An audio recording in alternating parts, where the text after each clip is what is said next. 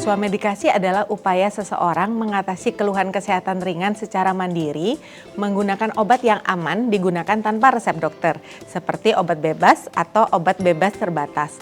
Tujuan dari swamedikasi ini untuk mengurangi gejala awal, mencegah penyakit berkembang, dan dapat menghemat waktu serta biaya layanan kesehatan.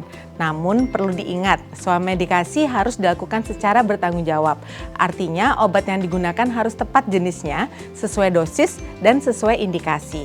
Swamedikasi yang benar juga harus diikuti dengan membaca label obat, memperhatikan aturan pakai, serta tahu kapan harus berhenti dan pergi ke tenaga kesehatan jika kondisi tidak membaik.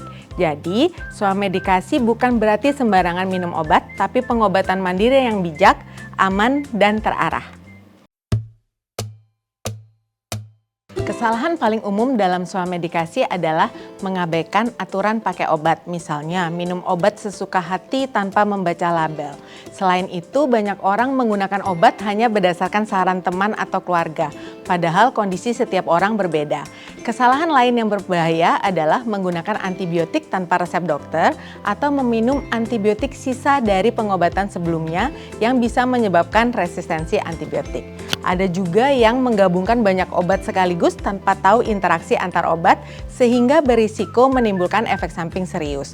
Tidak sedikit pula yang melebihi dosis anjuran, misalnya minum obat berkali-kali hingga melebihi batas aman dan dapat merusak organ tubuh tertentu. Semua ini terjadi karena kurangnya informasi. Maka itu edukasi swamedikasi yang benar sangat penting.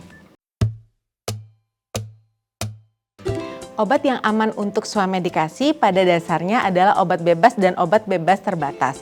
Contoh obat bebas seperti paracetamol untuk demam, antasida untuk sakit MAH, oralit untuk diare, atau salep antiseptik untuk luka ringan. Obat bebas memiliki logo lingkaran hijau, artinya aman digunakan tanpa pengawasan dokter selama mengikuti aturan pakai.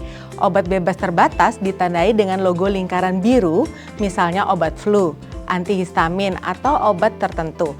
Ini masih aman digunakan tapi tetap harus membaca peringatan pada kemasannya.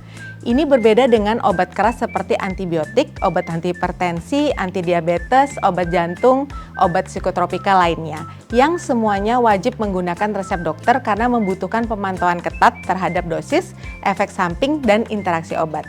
Jadi perbedaan mendasarnya adalah tingkat resiko dan kebutuhan pengawasan dari tenaga kesehatan.